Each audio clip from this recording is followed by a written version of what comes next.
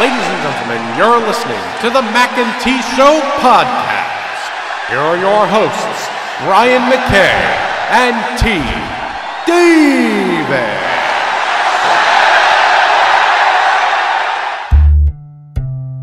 This is the Mackay T Show. This is the Mackay T Show. We talk movies and TV shows, sports and world news, coasting like on a world cruise. Hosted by Brian Mackay and T Davis. Yeah, you can't tame us. We're going to the top, we're becoming famous. What time is it? It's time for the Mackay T Show. What time is it? I said it's time for the Mackay T Show.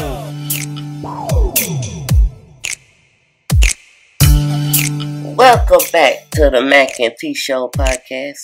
See, I came into today all ready to talk about Mississippi State and them being undefeated going into the NCAA tournament. And South Carolina women's basketball had a little something to say about that. Yesterday, in the SEC Tournament Championship, South Carolina and their coach, Don Staley, became the first team and coach, respectively, to win 4 straight SEC Tournament Championships, as they took down Mississippi State, previously unbeaten Mississippi State, 62-51. It was an ugly game. Mississippi State struggled in the first quarter to shoot the ball, which they struggled Saturday against Texas A&M in the semifinals, but they eventually came out of that and wound up rolling over them. They just never could get it going. Shot 3 of 19 from the 3-point line. The big girl, Tiara McCowan, the center, 6'7", got into early foul trouble and only played 4 minutes total in the first half. Yeah, they went in halftime down 11 and just they had a couple of spurts, but couldn't overcome. And well, I would just say that we have to take everything. We don't have to. I choose to take things in perspective. So, one, it would be more. I would be more impressed if this was happening when the SEC had a lot of good teams. They don't now. Mm. Like, when Pat was winning, it was a lot of teams. Mississippi won one. Like, other people would win. Auburn was winning. Like, so if she had ran off 4 straight, you didn't she doing something, because the conference was even like the best conference in the nation. Now, most people don't even remember the SEC being good. Yeah, I was sitting there thinking. It's like when UConn ran off 100,000 games in a row. They probably don't won 4 or 5 of their conference things straight too. But is it impressive? It's good. You won, but y'all ain't had nobody to compete with, because all the kids that can play keep wanting to go to the same schools. But that's neither here nor there. Congratulations, Don Staley. Good job, Mississippi State. Hopefully y'all can make a good run in the conference. In the tournament. And maybe y'all will meet them and redeem yourselves. Yeah, well, in retrospect on the loss, I mean, if you're going to lose, you might as well lose your conference tournament championship instead of the big prize, which is what ultimately you're supposed to be going for. So, maybe this will let them know that they're not invincible. And you need that. We talk about that one loss so your people can get your mind right and don't think y'all so good. This might be that one for them. I mean, because I've said this, many times watching them this year. They almost play, like they just know they're going to win. And, that's how it was against Texas A&M. Like I told you Saturday, they started out the game poorly. Texas A&M, got out there to the early lead, and then State winds up winning, I think, almost by 30. I mean, that's how they played all year long. Just we're gonna finish it off in the end. they just kind of walking through stuff. And so maybe this will be a wake up call for him. This might be a good sign for Big Schaefer. He might get their attention back. And it's also hard to go undefeated. You can't, UConn's done it so much that made it look easy, but it's really hard to go through an entire season undefeated, and now they don't have that monkey on their back and, weighing them down, thinking we got to keep winning, keep this undefeated streak alive. So now they can go to the tournament fresh and see what happens. But congratulations to Dawn and the team. Asia Wilson, her senior center. It's hard to believe she has not lost a single game in the SEC tournament her entire career. That's pretty impressive.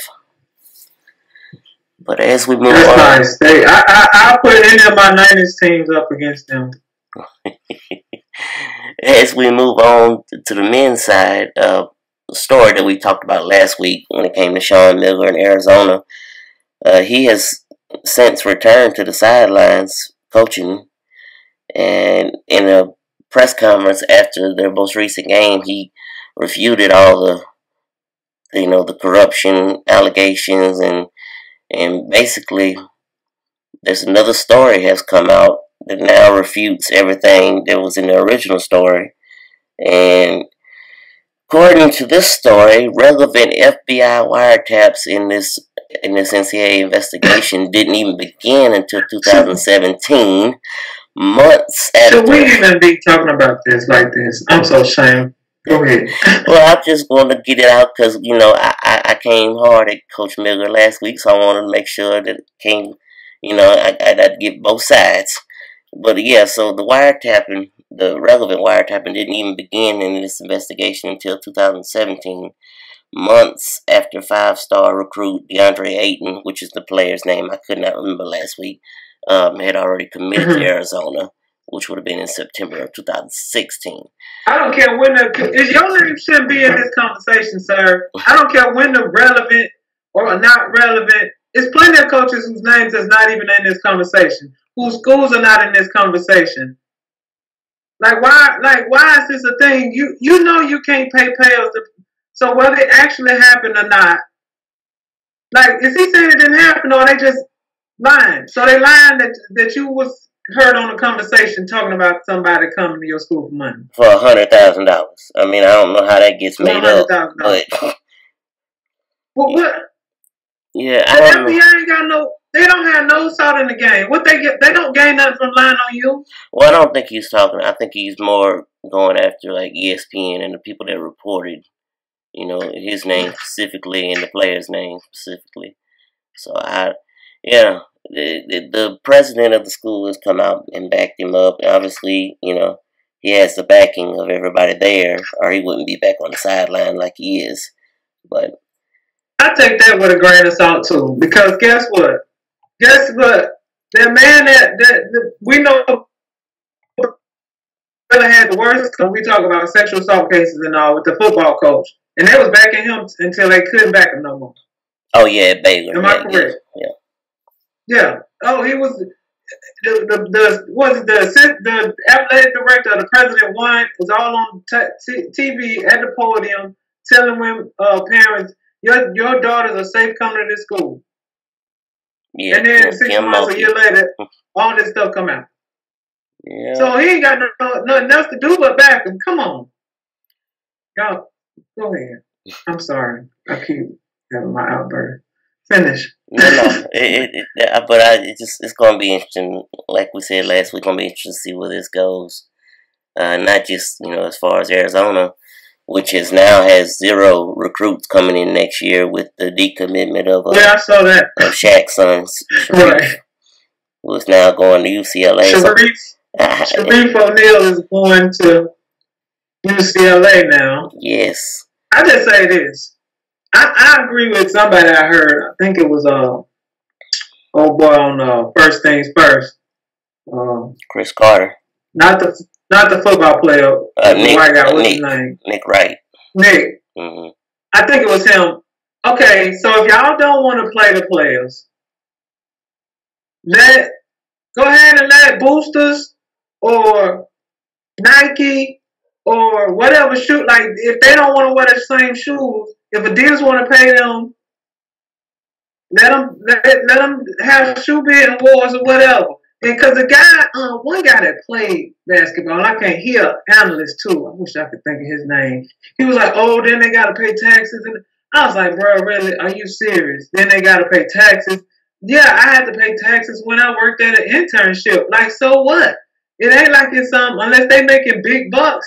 And if they making money, you can afford to pay taxes. It ain't like it's gonna be like some random. Oh, I gotta pay taxes. I didn't even make no money. Like then they'll realize how life go earlier. Yeah, but let them make money. Why can't I use my signature? If you want to pay for it, why can't you use that and make money?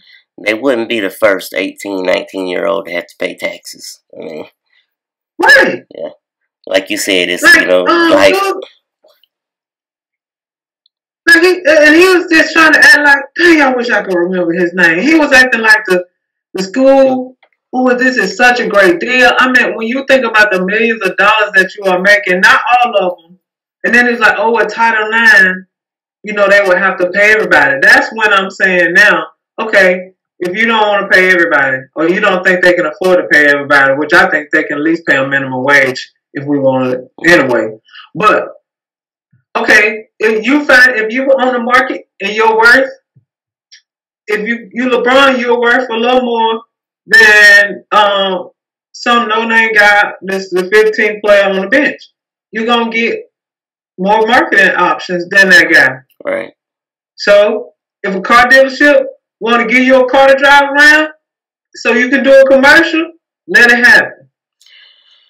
Yeah, female or male athlete. Because there's some female athletes that's out there that are good enough that people that follow volleyball and gymnastics and stuff, they're like they're going to be just left out in the wind.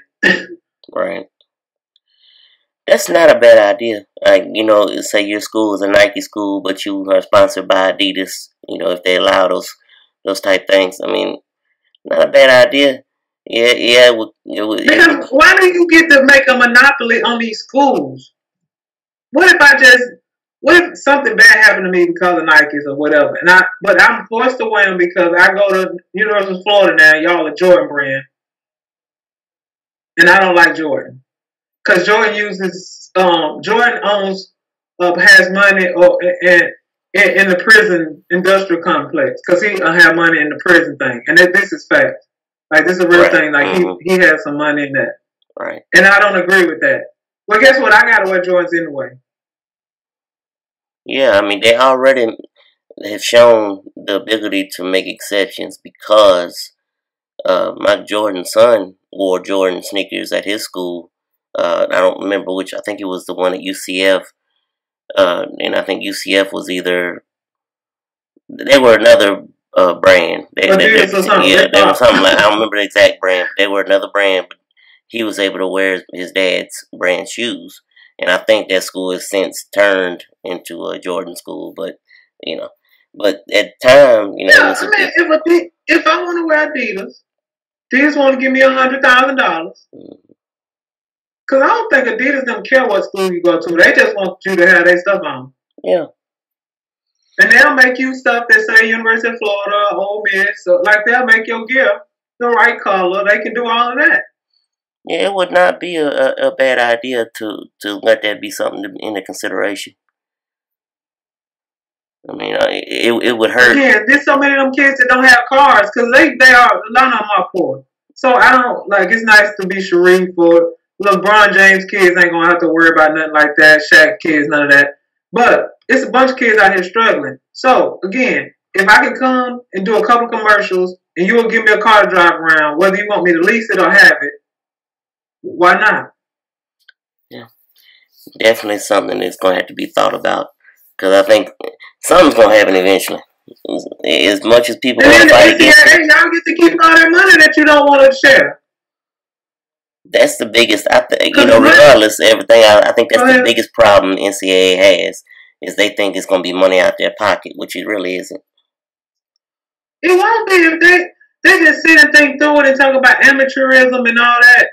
Again, Amateur, what that mean? Amateur can mean so many things. It don't mean that I just don't have money. I'm an amateur. I could be making money and still be an amateur, like in golf. I mean, there's levels of like I'm good. I'm moving into being a professional, whatever. But I don't get it. I'm an amateur bowler.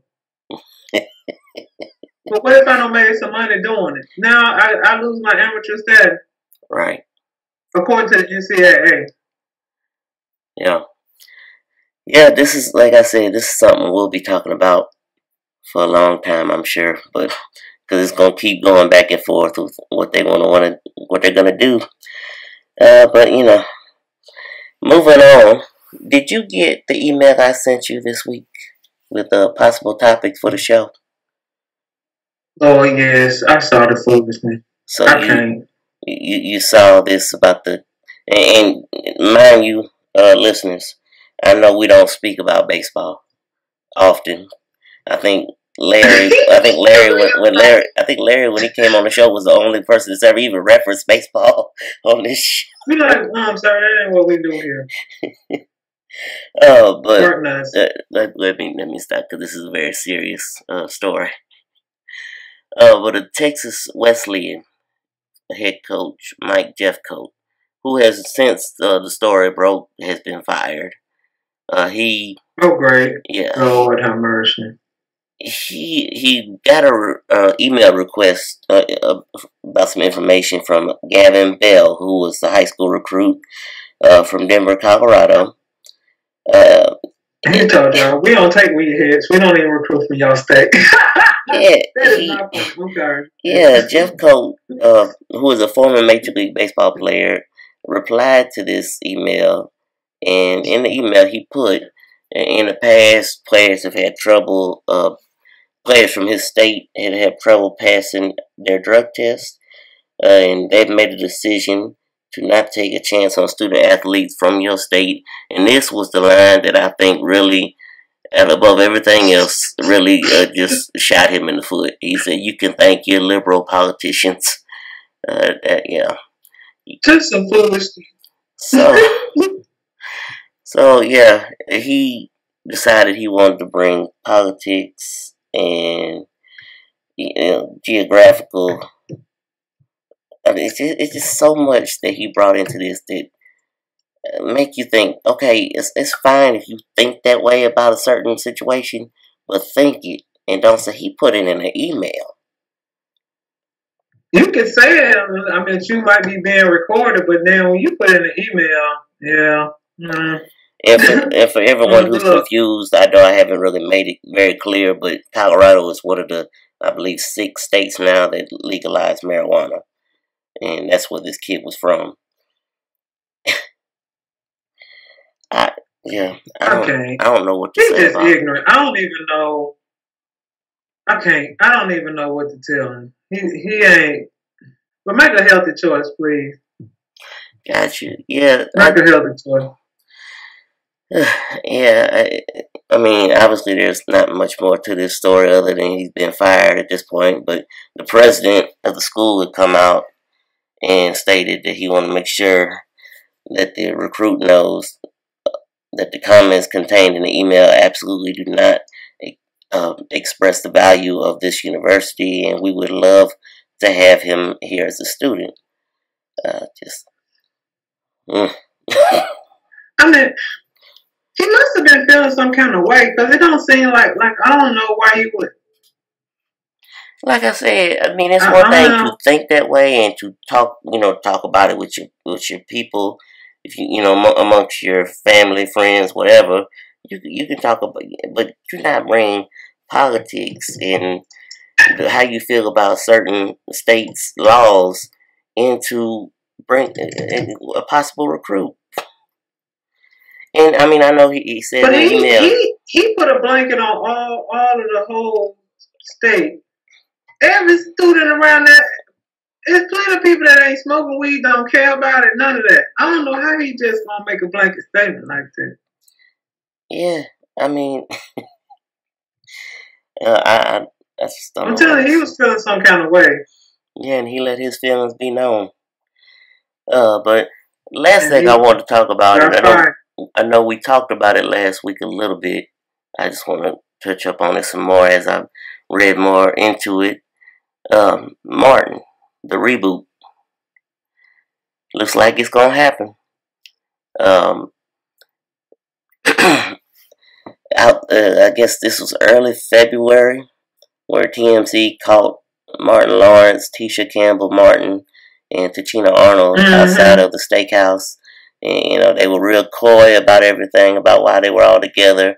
And I think people were just excited to see Martin and Tisha in the same vicinity together, regardless, because of the way I think their relationship dissolved and what caused Martin to stop in the first place. So, yeah, it looks like it's going to happen. I don't know how they're going to work. Tommy being passed on now. It's been 20 years. Tommy could have died in a car accident. He could have died on his job. Yeah, on his job, and we don't know what kind of work he did. So it could have been a dangerous job. We didn't know what it was. So, yeah, they got plenty of options.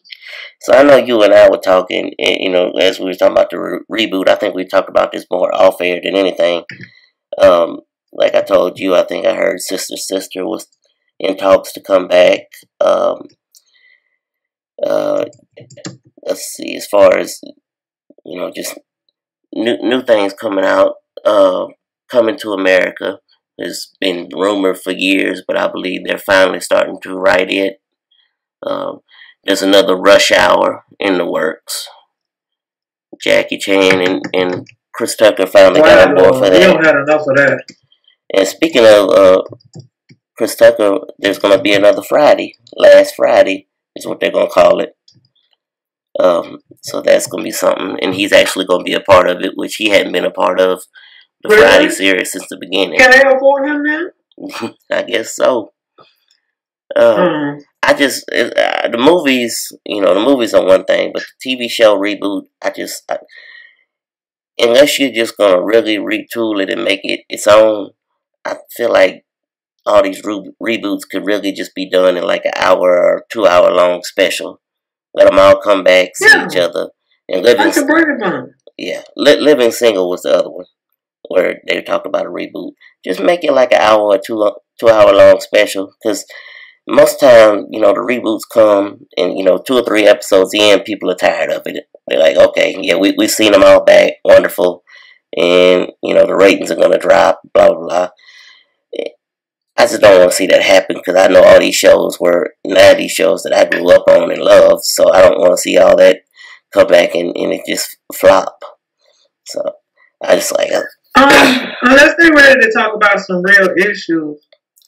Yeah, which is the other thing. Yeah, they could come back and make it relevant. Being funny is good, but they're gonna have to grow up like a little bit, because he was just, they're gonna have to transition that, which he said they would evolve. Yeah, and make it more relevant to the time.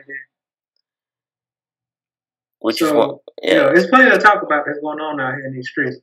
Oh, which is what was one thing that Will and Grace, which their show has come back for another season after being off air for many years now.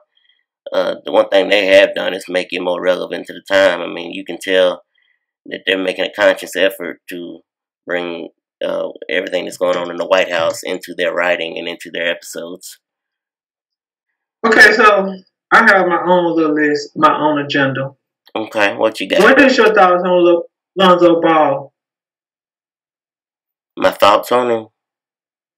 Yeah, I mean, he had a better game against actually, he had a good game against San Antonio, although they ain't had no good players that day, but he still had like 18, 11, and 7 rebounds, 11 assists, 2 blocks or something. The other day, he had like, I think 8.7 rebounds, 7 assists, and something like 6 steals, something crazy. I was like, who he playing against? But anyway, what's your thoughts on Mr. Ball?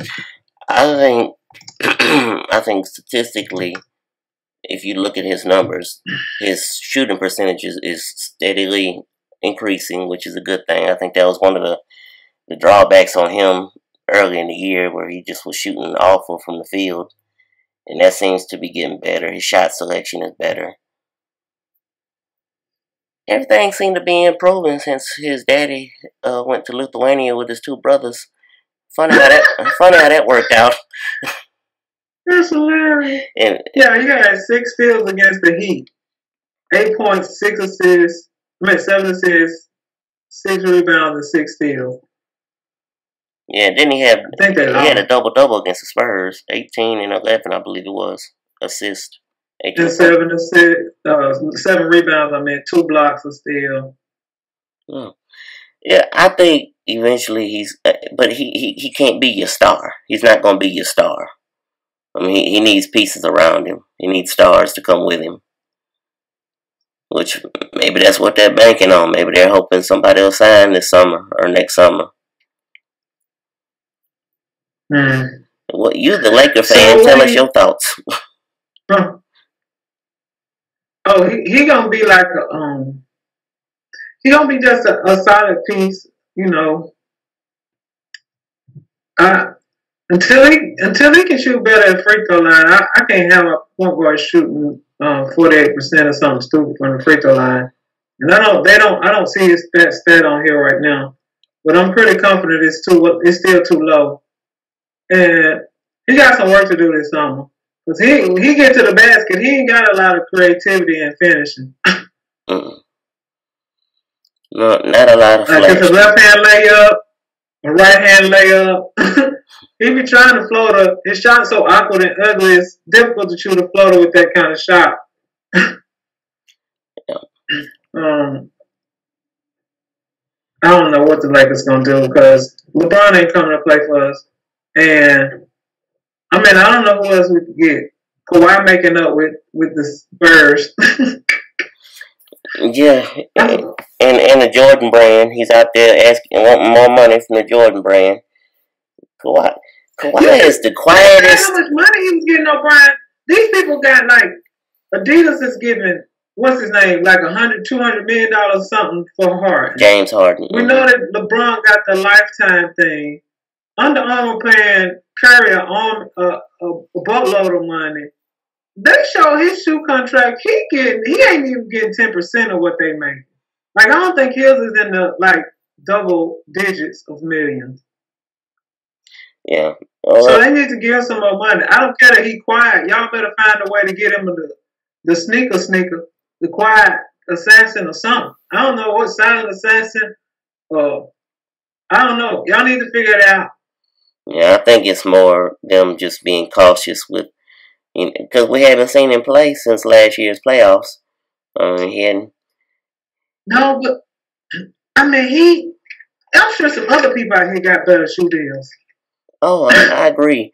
Just based off of previous, if you want to go with the Kobe deal, Kobe, his last 2 years of playing, I think he made so much money, and basically, he was out most of both of those years with his Achilles. Yeah. So, just based on previous things, speaking of Kobe, shout out Kobe, got him an Oscar award for their basketball. Yes. One more thing to hold over Shaq. Well, he can't hold nothing over Shaq.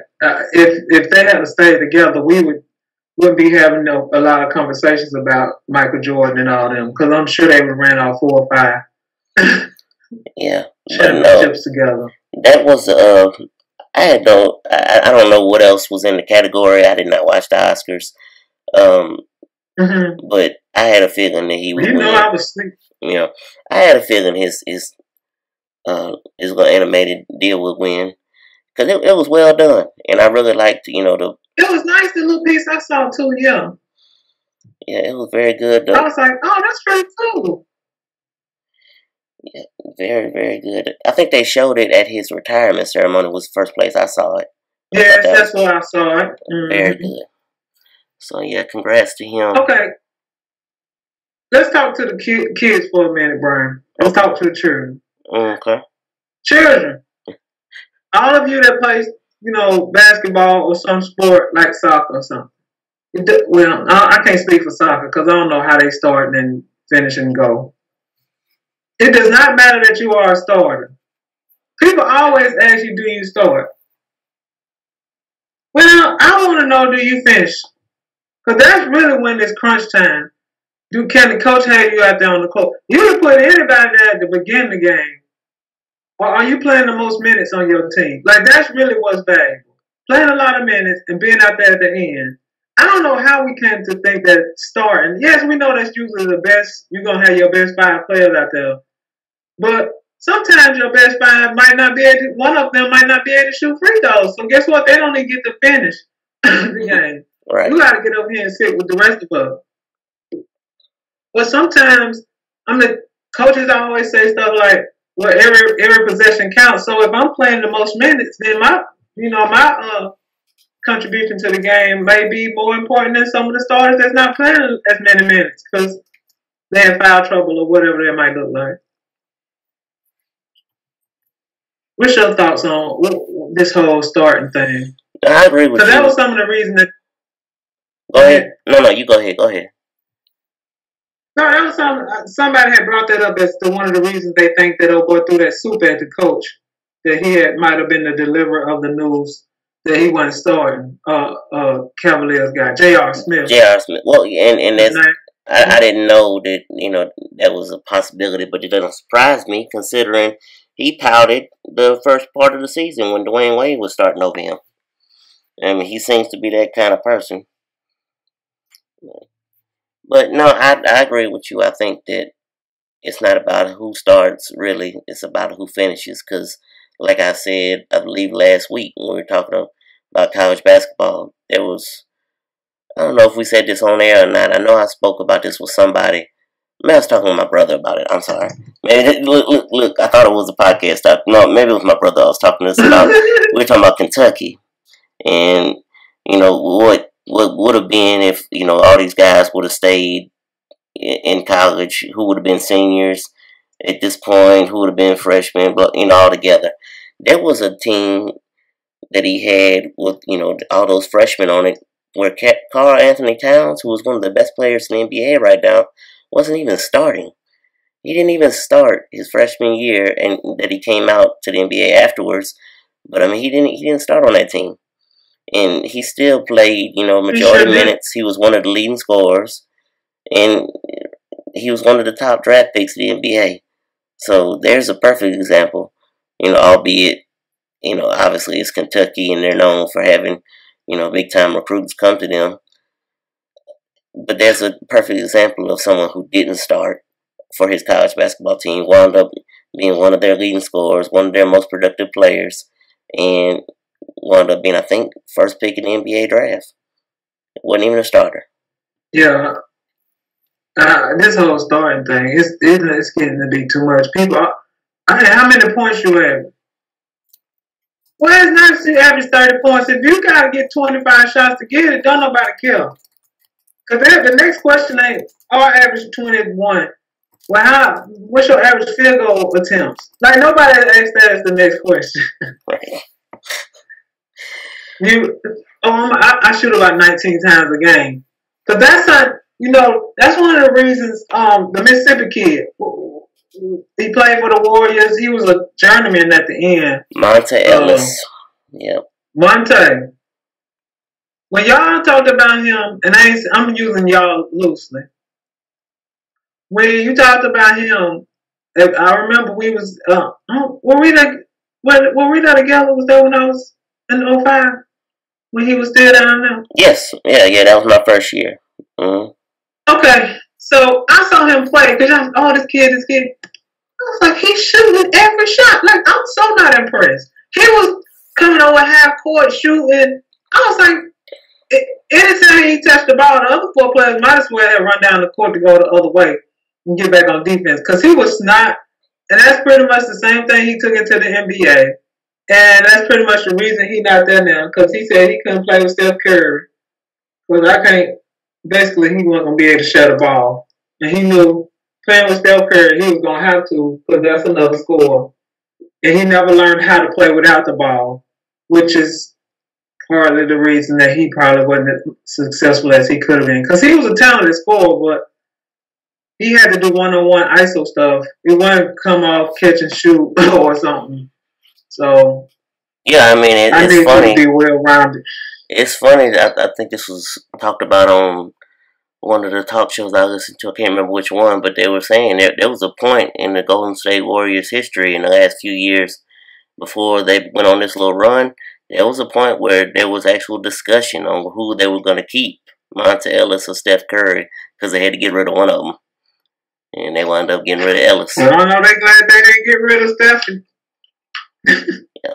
No, they happy about that decision. Bravo, whoever made that one. Yeah, I think the only time I saw Monta Ellis play in person, they came down here for the hoop. We got a Mississippi, here on the Mississippi Gulf Coast, we got a thing called the Hoops Fest. That's in the middle of the high school basketball season at the Coliseum down here, and they came down and played. Obviously, he be from Jackson. His high school team came down and played one of our teams on the coast, and yeah, like you said, he shot it every single time it touched his hand, and you could tell he was. I mean, he had the green light because the fans all seemed to be into it. And it wasn't like he was making it every time. He made a bunch. But, I mean, he just... Yeah. He just was shooting. And I was like, really? Like, I don't even know how they were playing with him. Like, he was such a ball hog. Yeah. In the truest form of the pickup game of the word. It just, you wonder what could have been if someone would have just set him down and reeled him in and made him see, the team factor. What could have been with him, because he was talented. He got big time, being the way he was. Imagine how much bigger he could have been. Because he was not the true shooting guard size, but he was not interested in passing the ball. Right. And so now you can't put him with a smaller guard because he ain't gonna be able to be no facilitator. Speaking of which, had you seen Malik up there in Kansas? Malik Newman, yes. I thought he was gonna be better. Was I hoping for too much? I saw him play. I think it was his senior year at the state tournament, and I watched him, and I said, okay, he's got some skill. I can see why there's so much hype about him. But I just saw where he would. I just saw there was a potential for him to struggle, and I think that's what happened to him at state. He got up there and realized, okay, I'm the best player on this team. I think he got injured a couple times. I don't think he's ever had to deal with injuries before, and I think he just kind of realized I need people around me. He's that type of player. Just need someone around him. Because when he played for USA Basketball with, other top kids his age, he looked like $1 million because he had people around him. And I think he's shown flashes of that at Kansas. He comes off the bench.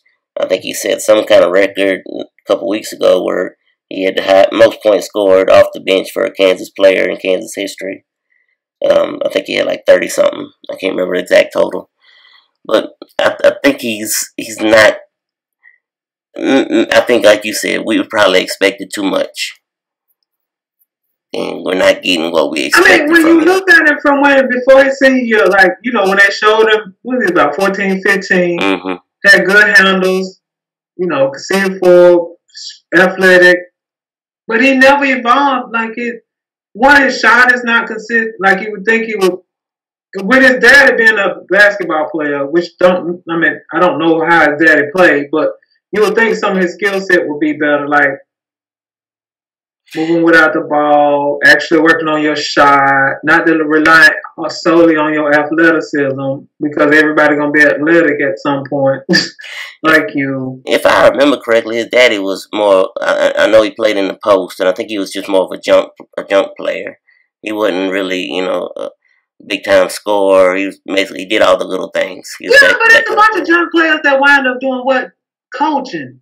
Mm-hmm. So maybe his dad never had the big, a good basketball IQ. So I just, because when you play in high school and then you go to college, there's a lot of things that you don't realize about running plays and all of that. Mm-hmm. And he should know that much about having to run a play and being strict and not being able to go one-on-one, because there's fluidness to the offense that unless the coach got you in these ISO situations, which rarely happens in college. Anyway, I thought he would be better. Good luck, kid. Moving on. So, the last thing is, I want y'all to know that Wreck-It Ralph 2 is coming out. I'm excited about this whole summer. Oh my God, all of my cartoons are coming back. It's so exciting. yes, Lord. Have you seen Wreck-It Ralph? I have. Y'all, T's all excited for Wreck-It Ralph and the Incredibles. And, yeah. Yes. It's going to be an interesting summer for T. She ain't going to know what to do. She's going to spend so much money on movie tickets. The devil is a lie. No. Well, I'm waiting for somebody to go see the Panther movie so we can talk about it. Yes, I will.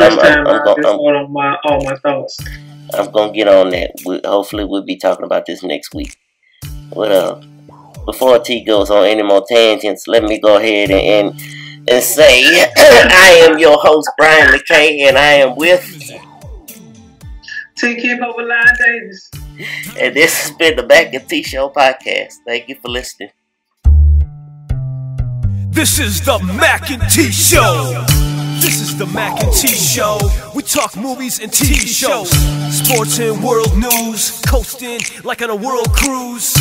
Hosted by Brian Mackay and T Davis. Yeah. You can't tame us. We're going to the top, we're becoming famous. What time is it? It's time for the Mackay T Show. What time is it? I said it's time for the Mackay T Show.